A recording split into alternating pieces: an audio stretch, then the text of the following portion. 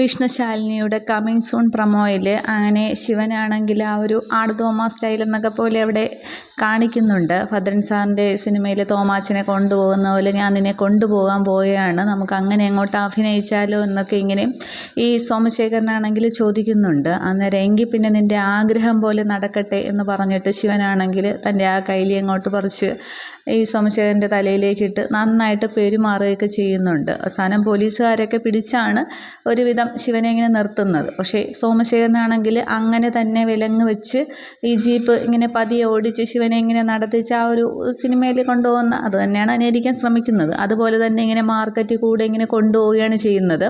അന്നേരം ആ നേരത്തെ ശിവന് ആ പൈസ കൊടുത്ത സത്യൻ എന്ന് പറയുന്ന ആളും കുറേ ആൾക്കാരും ഒക്കെ ഇങ്ങനെ ഇതിൻ്റെ പിന്നാലെ ഇങ്ങനെ വരുന്നുമുണ്ട്. ഇടയ്ക്കാണെങ്കിൽ ഒരു പോലീസുകാരൻ ഇതാണെങ്കിൽ ഇങ്ങനെ വീഡിയോയിൽ പകർത്തുന്നുമുണ്ട്. പക്ഷേ ഇതിങ്ങനെ മുന്നോട്ട് പോകുന്നുണ്ട്. പക്ഷേ ഈ വീഡിയോ എങ്ങനെയോ അവിടെ സ്റ്റേഷനിൽ എത്തുന്നുണ്ട്. റസാക്കിനെ കാണുകയാണ് ചെയ്യുന്നത്. ഇനി സോഷ്യൽ മീഡിയ വഴിയോ അതോ ഇനി ഇവരാരെങ്കിലും അയച്ചു കൊടുത്തോ അതോ ഇനി പത്രക്കാരെത്തുന്നോ ഇല്ലയോ എന്ന് കാണിക്കുന്നില്ല. പക്ഷേ റസാക്കിന് ഈ ഒരു ഇൻഫർമേഷൻ അവിടെ കിട്ടുന്നുണ്ട്. മാർക്കറ്റ് ജീപ്പാണെങ്കിൽ മാർക്കറ്റ് കടക്കുന്നതിന് മുന്നേ തന്നെ റസാക്കാണെങ്കിൽ സോമശേഖരനെ ഫോൺ ചെയ്യുന്നുണ്ട്.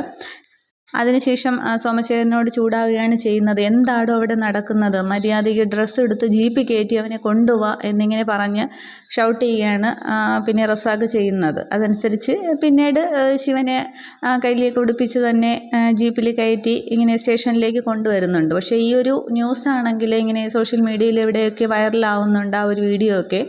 അതിനുശേഷം സ്റ്റേഷനിലേക്ക് വരുമ്പോൾ അവിടെ പത്രക്കാരൊക്കെ തടിച്ചു കൂടിയിട്ടുണ്ട്. കേരളം കണ്ട ഏറ്റവും വലിയ സ്ത്രീ പീഡകൻ ഇതാ നിങ്ങളുടെ മുന്നിലേക്ക് എന്നൊക്കെ പറഞ്ഞൊരു ന്യൂസ് ഇങ്ങനെ മീഡിയ ഇങ്ങനെ പറഞ്ഞുകൊണ്ട് ശിവനെ ജീപ്പിൽ അവിടെ സ്റ്റേഷനിൽ കൊണ്ടുവരുമ്പോൾ എല്ലാവരും ഇങ്ങനെ എത്തിയിട്ടുണ്ട്. എന്നിട്ട് എല്ലാവരും ഇങ്ങനെ ക്യാമറയൊക്കെ ഓണാക്കി നിൽക്കുകയാണ്. തുടർന്ന് ശിവനാണെങ്കിൽ ആകെ ഒരു ദേഷ്യത്തിലൊക്കെയാണ്, പോലീസുകാരൊന്നും പിടിച്ചിട്ട് നിൽക്കുന്നില്ല. പക്ഷേ ഇവരെല്ലാവരും കൂടി ചേർന്ന് പിടിച്ച് ലോക്കപ്പിലേക്ക് കൊണ്ടുപോകുന്നുണ്ട്. എന്നിട്ട് സെല്ലിനകത്താക്കുകയാണ് ചെയ്യുന്നത്. സെല്ലിലും ഇങ്ങനെ വിലങ്ങ് വെച്ചാണ് ശിവനെ ഇട്ടിരിക്കുന്നത്. അന്നേരം ഇതിൽ ഞാൻ പറയുന്നതിൽ എന്തെങ്കിലും ഒരു സത്യം ഉണ്ടെങ്കിൽ ഞാൻ പുറത്ത് വരിക തന്നെ ചെയ്യും, നീ സൂക്ഷിച്ചോ എന്നൊക്കെ സോമശേഖരന് നേരെ ഷൗട്ട് ചെയ്ത് ശിവൻ പറയുക ചെയ്യുന്നുണ്ട്. പക്ഷേ സോമശേഖരനാണെങ്കിൽ ആ സുസ്മിതയൊക്കെ പൈസ കൊടുത്ത് നിർത്തിയിരിക്കുന്നത് കൊണ്ട് അവരോടാണ് ആ ഒരു കൂറ് കാണിക്കുന്നതൊക്കെ. തുടർന്ന് ശിവനാണെങ്കിൽ ആ സെല്ലിൽ ഇങ്ങനെ തിരിഞ്ഞ് നിന്നിങ്ങനെ വിഷമത്തോടെ നിൽക്കുന്ന ഒരു സീനൊക്കെ കാണിക്കുന്നുണ്ട്. അതേസമയം ശാലിനിയും വിളിച്ച് റസാക്കിനോടോ സോമശേഖരനോടോ ഒന്നും കാണിക്കുന്നില്ല, പറയുന്നുണ്ട് ഇങ്ങനെ സ്ത്രീകളെ ഉപദ്രവിക്കുന്നവർ ഇങ്ങനെ ഭൂമിയിൽ ജീവിച്ചിരിക്കേണ്ട ആവശ്യമില്ല, ഒരു ഇതും കാണിക്കേണ്ട, നടപടി എടുക്കാമെന്നുള്ള രീതിക്ക് ആ ഒരു കളക്ടറുടെ രീതിക്കും ശാലിനിയാണെങ്കിൽ പറയുന്നുണ്ട്. അതായത് ആ വീഡിയോ കണ്ട് വിശ്വസിച്ചാണ് ശാലിനി അങ്ങനെ പറയുന്നതൊക്കെ. പക്ഷേ അതിന് ശേഷമാണെങ്കിൽ അവിടെ ആ ഒരു ശാലിനിയുടെ ആ ഒരു ക്യാബിനിലേക്ക് റാണിയും ചന്ദ്രയും കൂടി വരുന്നുണ്ട്. അനുപല്ലവിയാണ് അവരെ കൂട്ടിക്കൊണ്ട് വരുന്നത്. രണ്ടുപേര് കാണാൻ വന്നിരിക്കുന്നു എന്ന് പറഞ്ഞിട്ട് അനുപല്ലവിയാണ് അവരെ അടുത്തേക്ക് കൂട്ടിക്കൊണ്ട് വരുന്നത്. അതിനുശേഷം റാണിയാണെങ്കിൽ തൻ്റെ ഫോണിലൊരു വീഡിയോ ഇങ്ങനെ ശാലിനിയെ കാണിച്ചു കൊടുക്കുകയാണ് ചെയ്യുന്നത്. അന്നേരം അത് കാണുമ്പോൾ ശാലിനി ഇങ്ങനെ അന്തം വിട്ട് നോക്കുന്നുണ്ട്. മിക്കവാറും ഒരു പക്ഷേ അത് ചിലപ്പോൾ റാണി ഇനി എടുത്തതാണോ എന്ന് കാണിക്കുന്നില്ല. ഇത് ഡെയ്സി ഇങ്ങനെ മനഃപൂർവ്വം ചെയ്യുന്നതാണ് എന്നുള്ളൊരു വീഡിയോ റാണിക്കാണെങ്കിൽ ഇങ്ങനെ റീലെടുക്കുന്ന ഏർപ്പാടൊക്കെ ഉണ്ടല്ലോ.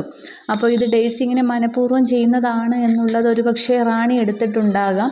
ഇനി ആ വീഡിയോ ആണോ കാണിക്കുന്നതെങ്കിൽ ശിവൻ കുറ്റക്കാരനല്ല എന്നുള്ളത് അവിടെ പിന്നെ ശാലിനിക്ക് മനസ്സിലാവുമായിരിക്കും. അപ്പോൾ ശാലിനി വീണ്ടും ശിവനെ രക്ഷിക്കാനായിട്ട് ഇറങ്ങുകയായിരിക്കും ചെയ്യുന്നതിനെ വക്കീലിനെയൊക്കെ വെച്ച്.